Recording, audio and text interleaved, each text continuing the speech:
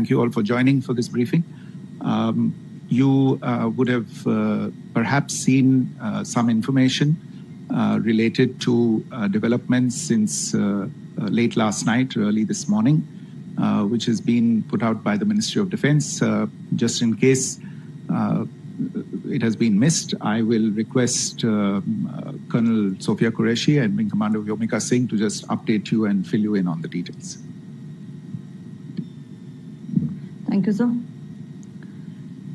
Operation Sindoor पर 7 मई 2025 को हुई प्रेस कॉन्फ्रेंस के दौरान भारत ने अपनी प्रतिक्रिया को केंद्रित, संतुलित और गैर उत्तेजक बताया था।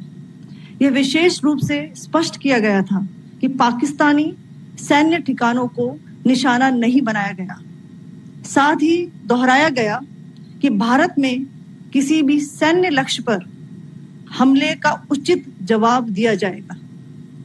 7 से 8 मई 2025 की रात को पाकिस्तान ने उत्तरी और पश्चिमी भारत में स्थित कई सैन्य ठिकानों को, जैसे कि अवंतीपुरा, श्रीनगर, जम्मू, पठानकोट, अमृतसर, कपूरथला, जालंधर, लुधियाना, आदमपुर, भटिंडा, चंडीगढ़, नाल, फलौदी, उत्तरलाई और भुज पर ड्रोन और मिसाइलों से हमला करने का प्रयास किया। इन हमलों को इंटीग्रेटेड काउंटर यूएस ग्रिड और वायु रक्षा प्रणालियों द्वारा निष्क्रिय कर दिया गया। इन हमलों का मलबा कई स्थानों से बरामद हुआ, जो कि पाकिस्तानी हमलों का प्रमाण है।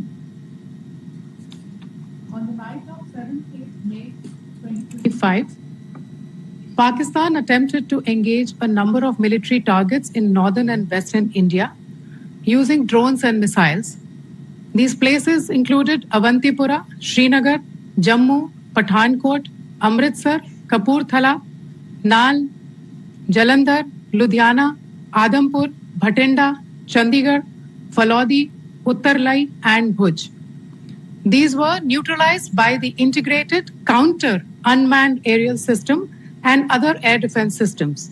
The debris of these attacks is now being recovered from a number of locations that prove the Pakistani attacks.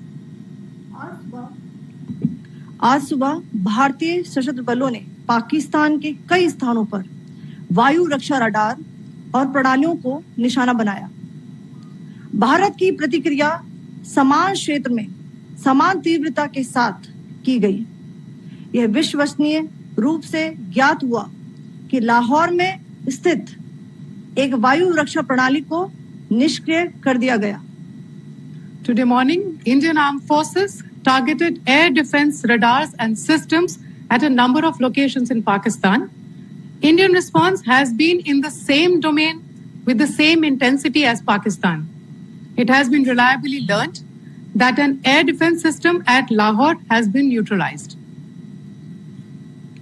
Pakistan ने नियंत्रण रेखा पर आकरण गोलीबारी की तीव्रता बढ़ा दी है, जिसमें कुपवाड़ा, बारामूला, उरी, पुंछ, मेंढर और राजौरी क्षेत्रों में मोर्टार और भारी तोपखाने का इस्तेमाल किया जा रहा है।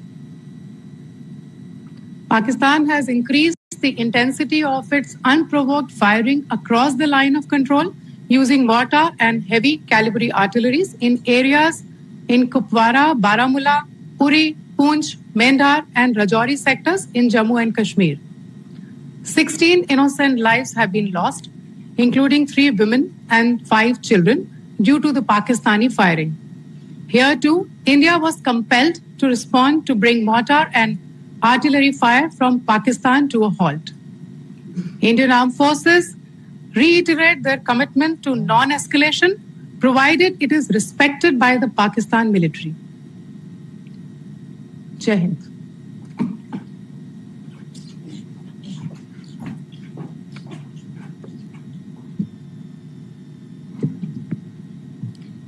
Thank you. Friends, this is, as I said, further to the briefing that was provided yesterday and some of the updates that have been just provided by Colonel Qureshi and Wing Commander Singh.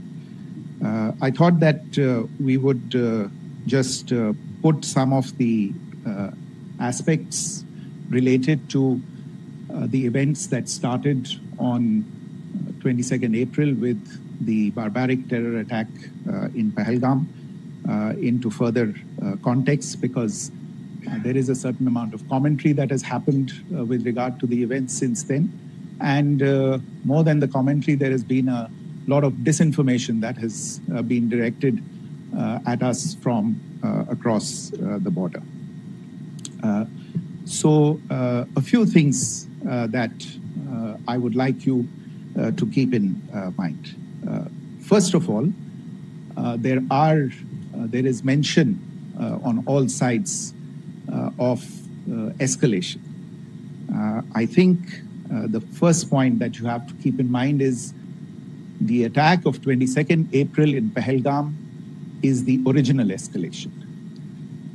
ये जो सिलसिला है जो हम देख रहे हैं आज की घटनाओं को लेके, ये 22 अप्रैल के पहलगाम के हमले से शुरू हुआ है. एस्केलेशन वहां पे हुआ है और उस एस्केलेशन का जवाब भारतीय सेना ने, भारतीय फौज ने कल अपने एक्शन से दिया है. Secondly, I want to invite your attention to the involvement of the group calling itself the Resistance Front in these attacks. I pointed this out yesterday that this is a group that is a known front for the well-known Pakistan-based terrorist organization, Lashkar-e-Taiba. The group has been reported earlier. I mentioned to you about the Indian authorities providing information to the UN 1267 Sanctions Monitoring Committee. In fact, we are going to be meeting with the team again very soon, and we will be providing an update to the information that we have provided earlier. But what is interesting, दिलचस्प बात यह है कि संयुक्त राष्ट्र की सुरक्षा समिति में जब पहलगाम के हमले को लेके एक प्रेस वक्तव्य जारी करने की बात चल रही थी, तो आप सोचिए किस देश ने टीआरएफ का, द रेजिस्टेंस फ्रंट का उसमें मेंशन किया जाना, उसको अपोज किया, पाकिस्तान ने. This was after the fact that the TRF claimed responsibility for this attack not once but twice, within a few hours after the incident on the 22nd of April, and then again on the morning of 23rd April. And it is perhaps only after the full gravity of the incident was realized by its masters and handlers across the border that it was managed to back off from this claim. Obviously, that retraction doesn't convince anybody. तीसरी चीज जो मैं आपसे कहना चाह रहा था, और कर्नल कुरैशी और विंग कमांडर सिंह ने कल भी बड़े स्पष्ट शब्दों में और आज भी आपसे ये बात साझा की है. जो भारतीय रिस्पॉन्स है वो नॉन एस्केलेटरी है, प्रिसाइज है, सटीक है, मेजर्ड है और कंसिडर्ड है.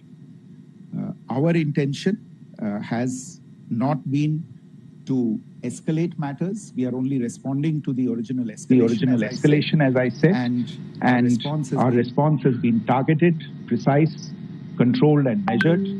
Only no military targets have been selected.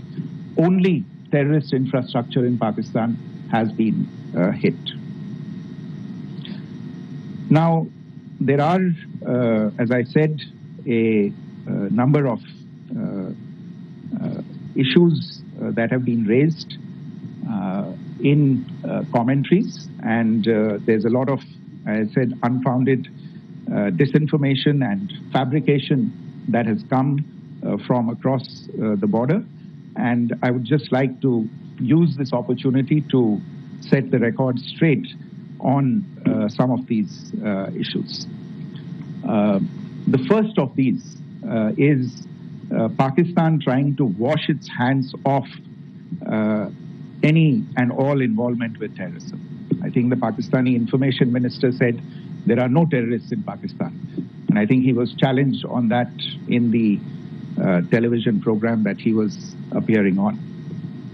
But even if I partially repeat myself from yesterday, I think Pakistan's reputation as the epicenter of global terrorism is rooted in a number of instances where concrete evidence is available, not just to India, but to governments and authorities and agencies around the world. There are several terrorist attacks around the world where Pakistani fingerprints have been found. I don't need to belabor the point with regard to this audience about where Osama bin Laden was found and who called him a martyr. Pakistan has also for decades pursued cross-border terrorism into India with impunity. And as I said yesterday also, in order to deliberately mislead the international community, they claimed that the terrorist Sajid Mir was dead. They came under pressure, and Sajid Mir was then brought back to life, arrested, and is now apparently in Pakistani custody. Pakistan is also home to a very large number of UN proscribed as well as UN proscribed terrorists, as well as terrorists proscribed by a number of other governments in the world, including, of course, the Lashkar-e-Taiba and the Jaish-e-Mohammed, as well as their leaders, Masood Azhar and Hafiz Mohammed Saeed. आपने देखा होगा हाल ही में पिछले कुछ दिनों में पाकिस्तान के रक्षा मंत्री और उनके पूर्व विदेश मंत्री दोनों ने इस बात को माना है कि पाकिस्तान का ऐसे ग्रुप्स के साथ जो रिश्ता है वो क्या रहा है. Both the defense minister and the former foreign minister of Pakistan, I think they've done a more eloquent job of this than I could ever do in terms of describing their country's implication in international terrorism and their involvement in housing these kinds of groups. दूसरा जो विषय है वो है पाकिस्तान का जो एक दावा है कि एक इंटरनेशनल impartial investigation होना चाहिए, एक joint investigative committee होनी चाहिए. These calls for jointly investigating this heinous and barbaric attack in Pahalgam. Again, I think you know the history well on this. You know the track record well, and it is not a bright track record insofar as Pakistan is concerned. In fact, in the pursuit of justice for the victims of multiple terrorist attacks, whether it be Mumbai in 2008, in Pathankot in 2016, or many others. But in particular for these two attacks, India had offered to cooperate. India provided forensic evidence and urged Pakistan to bring the perpetrators of these attacks to justice. We, in particular with regard to the Mumbai attacks of 2008, where a Pakistani Lashkar-e-Taiba terrorist was captured alive, India provided extensive information and evidence related to the involvement of Pakistani terrorists in this attack. Cases were registered, but you are all aware that these cases have not progressed, despite the formation of judicial teams, etc. And Pakistan has consistently stonewalled all efforts to move the investigation along. In fact, with regard to the Pathankot attack as well, a joint investigative team was formed. We gave access, unprecedented access, I should say, to Pakistani team to the site of the attack. Details of call records data and DNA, etc., were shared with Pakistan. We had shared with them details related that we had been able to access to the addresses of terrorists.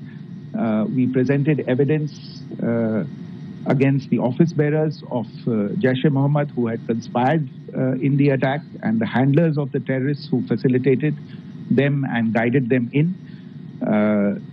But there has been no movement on this.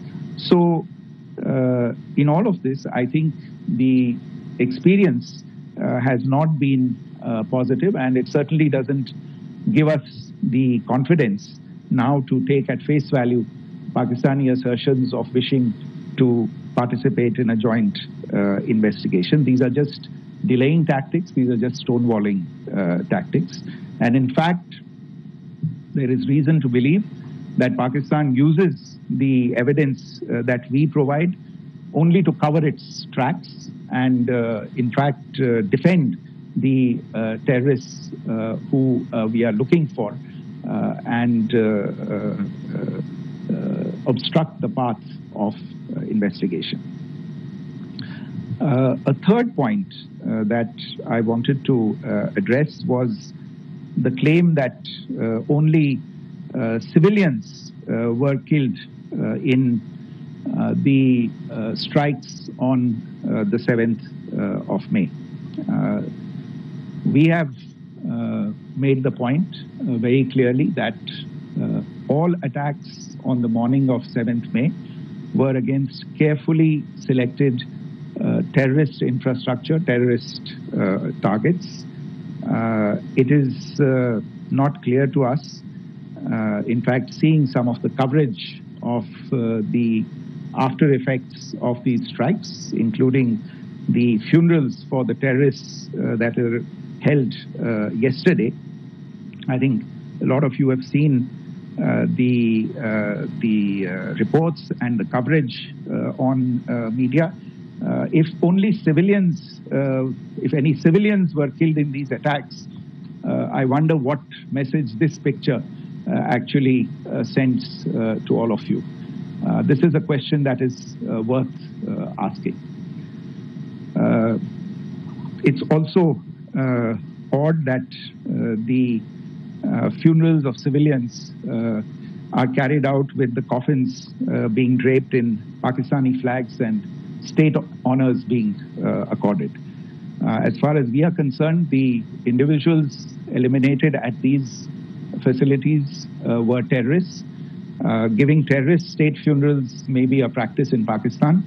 Doesn't seem to make much sense to us.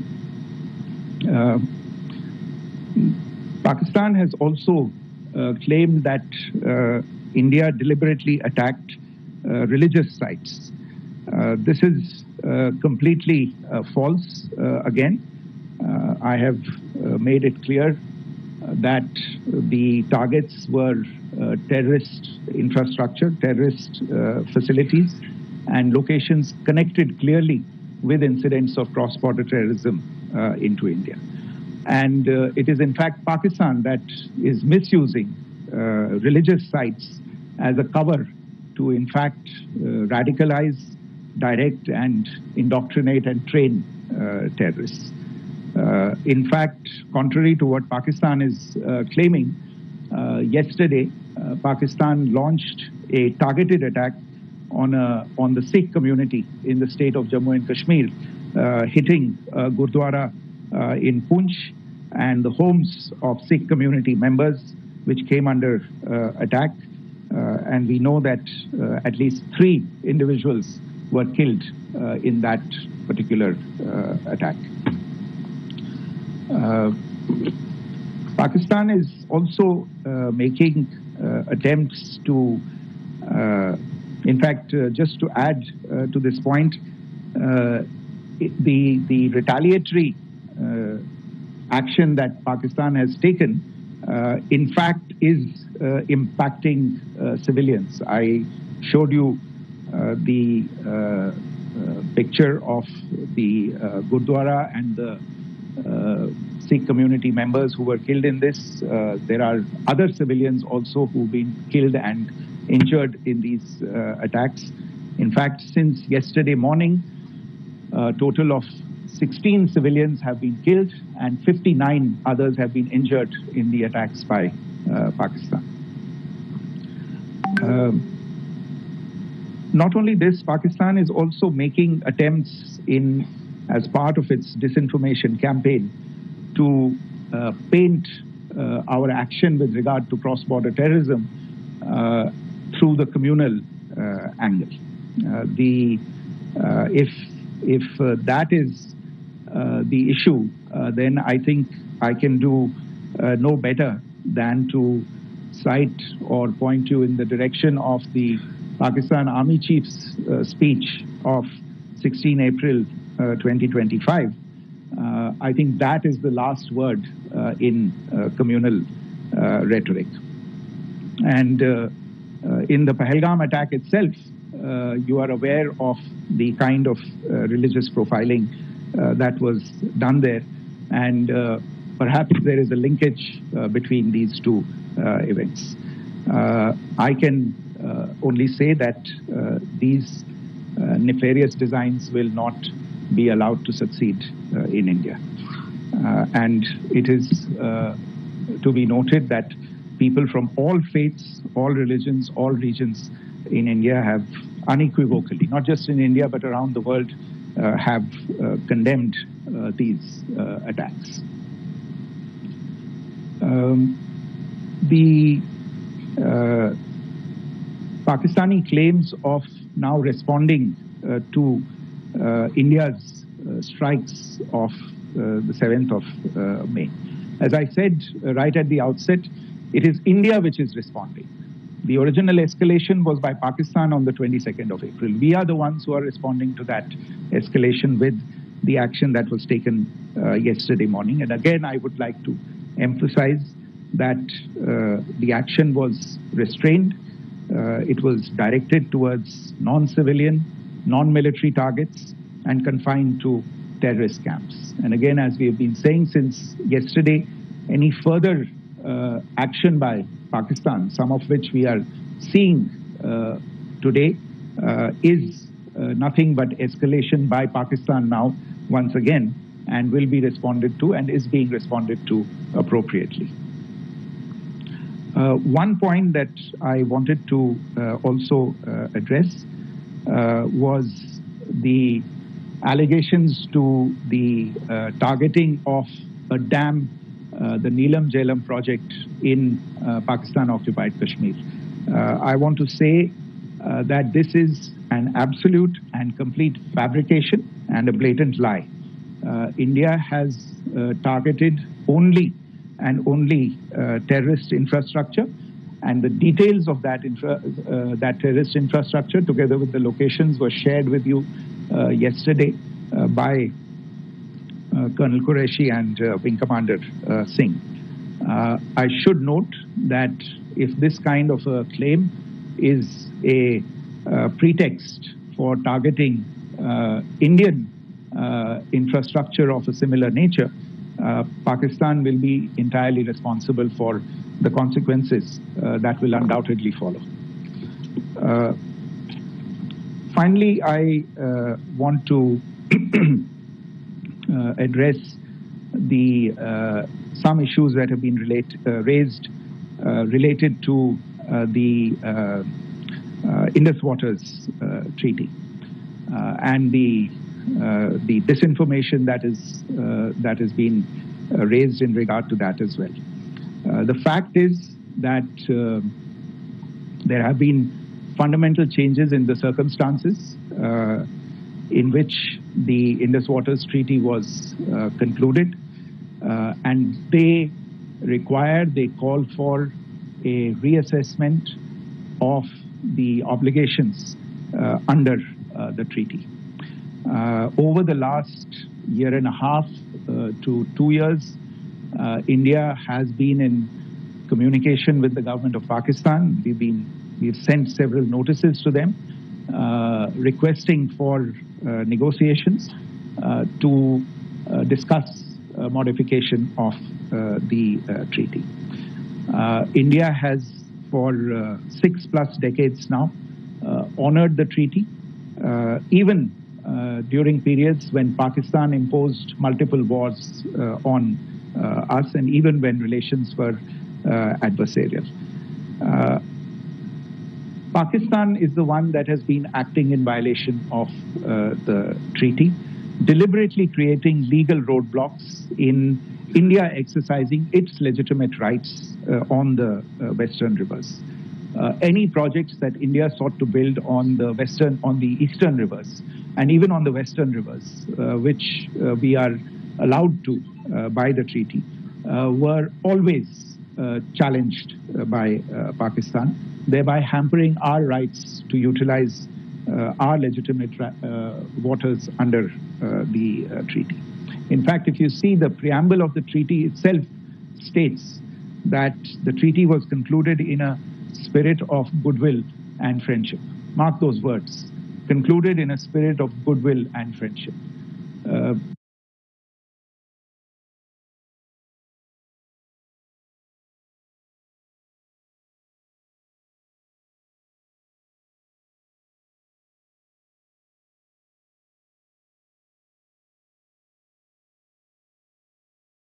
However, as has been made clear earlier as well, Pakistan has not responded to our requests to enter into negotiations for a reassessment of the obligations under the treaty. A number of conditions have changed. This is a treaty that was based on the engineering techniques of the 50s and the 60s. We are living through the first quarter of the 21st century. Technological changes and technological advancements have to be taken into account. There are demographic changes. There are climate changes that have taken place. There is the imperative of clean energy. And of course, the terrorism that Pakistan has wreaked in the state of Jammu and Kashmir itself has hampered India's ability to exercise its rights under the treaty. Pakistan's persistent refusal to respond to our requests to enter into government-to-government negotiations on the modification of the treaty is, in a sense, itself a violation of the treaty. And therefore, India has taken the step of putting the treaty in abeyance until Pakistan abjures irrevocably its support for cross-border terrorism. Maybe I'll stop there. I mentioned earlier yesterday as well that this is an evolving situation. I would therefore ask all of you to be considerate and restrained. It will not be possible for us or my colleagues from the armed forces to share operational details at this point in time. Beyond that, if you have any questions, may I have time for only a few, and I'll try to answer those questions. Okay, I give the floor to Rishabh. One Secretary, good evening. This is Rishabh from Times Now. I just wanted to understand, as per the press release that has been released earlier today, it says that we have successfully hit at the air defense of Lahore. Does it give our forces a better chances if in case of further escalation? And are there other air defense places as well at strategic location that were targeted? Rishabh, you are violating the first rule that I set out at the end of my remarks. The press release that has been issued by the Ministry of Defense today speaks for itself. It is related to operational matters. It's been released by the Ministry of Defense. As more information becomes available, it will be released at the appropriate time. Once again, please don't go into operational details at this point in time, because this is a constantly evolving situation. Yeah, go ahead.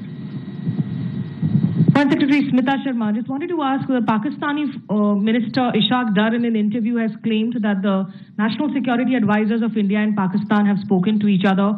If you could confirm or deny. And is complete severance of diplomatic ties with Pakistan also on the table? I have no information with regard to contacts between the two national security advisors.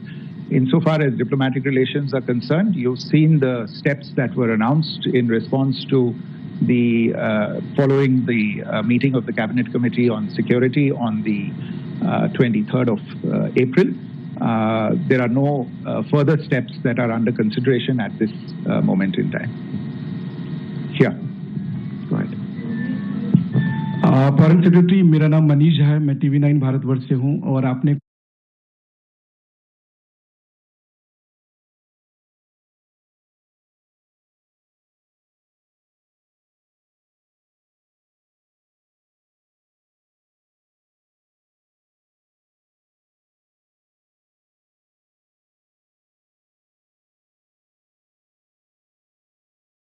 इस पर, ताकि उन्हें भी समझ में आए कि इस तरह के प्रोपेगेंडा नहीं चलने वाला है। देखिए, जब सही समय होगा तो आधिकारिक तौर पे इसके बारे में सूचना दी जाएगी, लेकिन जो आपका प्रश्न है कि प्रधानमंत्री और उप प्रधानमंत्री और विदेश मंत्री, उनके रक्षा मंत्री इस तरह की बातें कर रहे हैं, तो इसमें अचरज की कोई बात नहीं है।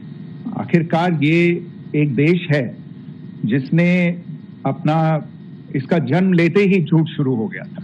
1947 में जब पाकिस्तानी फौज ने जम्मू कश्मीर पे दावा बोला, तो उन्होंने किसी ऐसे वैसे व्यक्ति से नहीं, संयुक्त राष्ट्र से झूठ बोला कि हमारा कोई लेना देना नहीं है इससे। ये लोग जो गए हैं वो तो कबायली हैं। वो तो जब हमारी फौज वहां पे पहुंची और UN के लोग, संयुक्त राष्ट्र के लोग खुद वहां पे पहुंचे, उन्होंने देखा कि वहां तो पाकिस्तानी फौज घुसपैठ करके आ गई है, उसके बाद पाकिस्तान को मुंह की देखनी पड़ी और उनको मानना पड़ा कि हाँ, उनकी फौज वहां पे कुछ समय से पड़ी हुई है। तो ये जो यात्रा है एक तरह से 75 साल पहले शुरू हो चुकी है। तो I am not surprised that this kind of disinformation is being indulged in. Yeah, Siddhant. So Siddhant from Beyond. Sir, we have seen a lot of negative comments coming from the Pakistani military of escalation.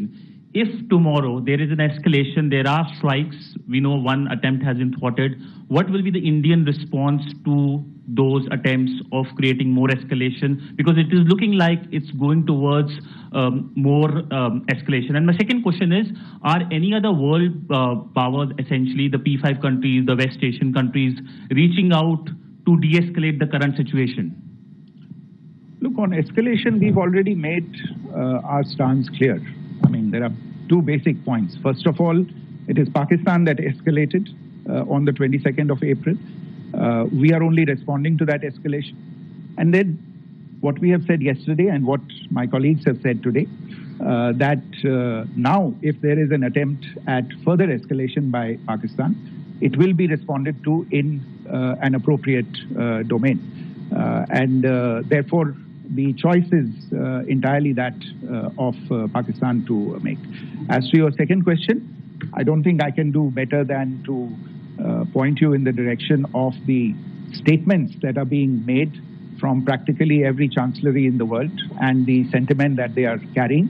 That sentiment essentially and for the major portion is support for the government of India in the context of the condemnation of the terrorist attack in Pahalgam on the 22nd of April.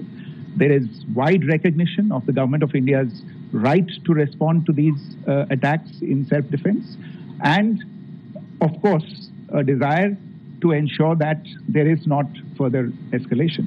I think these statements speak for themselves. Yeah. So this is Mausami from India Today. Now, in the all-party meeting, we have learned that the defense minister has said that, in the Operation Sindoor, almost 100 terrorists were killed.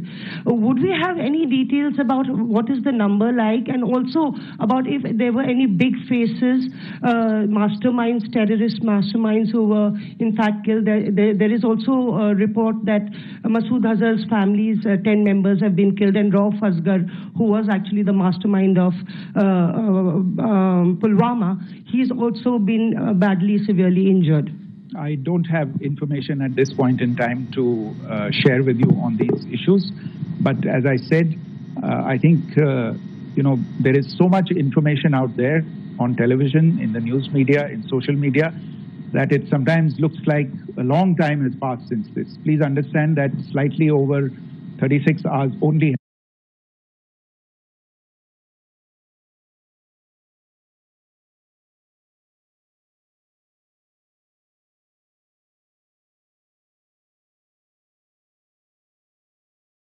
Thank you, Foreign Secretary. Shruti Ranjan from Bloomberg. Sir, could you give us any understanding whether India has moved the IMF or the World Bank to kind of, sensitize them about the the bailout that Pakistan has and, the kind of stuff that the Pakistan government is doing? Look, we have an executive director at the IMF. Tomorrow there is a meeting of the board of the IMF. And I'm sure that our executive director will put forward India's position. The decisions of the board are a different matter. You know the process through which they are made. But I think the case with regard to Pakistan should be self-evident to those people who generously open their pockets to bail out this country. And since you are from Bloomberg, I think you would have the data on how many IMF bailout programs have been very good, thank you, have been sanctioned in the space of the last 3 decades. And I think you would also have an idea of how many of those programs have actually reached successful conclusion. Probably not many. So I think this is a decision that board members have to take by looking deep within themselves and looking at the facts. So we can, one last question, sir. Yeah. One last question. Foreign Secretary, I'm Siddhant from CNN News 18. I would like to know, since it's an opportunity to speak to you, I would like to know the response coming from United States since last 3 weeks. Saudi Arabia, Qatar. In fact, Prime Minister Modi spoke to Qatar before the strikes that evening. Perhaps how do you read the support coming from these countries? Perhaps traditionally they were seen on the other side. This time around, their statements are strong worded. In fact, India-Saudi joint statement also had a very strong condemnation, strong worded condemnation. United States at all levels have condemned the attack and have extended support. In fact, Saudi Deputy Foreign Minister is in India. He just met EMS Jaishankar. Also, if you could shed some light on his visit, his meeting with EMS Jaishankar. In fact, we have also been told that he met Prime Minister Modi. Thank you. Look, all the countries that you named and many others, we have been in touch with them. The Prime Minister has spoken to a large number of world leaders. A large number of world leaders have called him, as have called the External Affairs Minister. As we speak, there are conversations going on today as well with world leaders. And your assessment or conclusion of the general tenor of these messages is very much on point. And I think this is a recognition of the fact, firstly, of the barbaric nature, the unprecedented nature and character and features of the attack in Pahalgam, and a recognition of India's right to respond to this. And also a recognition of the fact that in responding, we have been nothing but responsible and have done so in a restrained, in a measured, and in a non-escalatory manner. I think that counts for something. People have taken that into account, and that is what is explaining the kinds of reactions that we are seeing. And we appreciate the sentiments and the statements that have been made by the vast majority of world leaders. Yes, the Saudi Minister of State for Foreign Affairs is in Delhi. He had a meeting with the External Affairs Minister earlier today. I don't have further details at this moment, but if there are details, the ministry will share them at some point with you. Thank you. I think that's all we have time for today. We'll join you again soon. Thank you all. Thank you.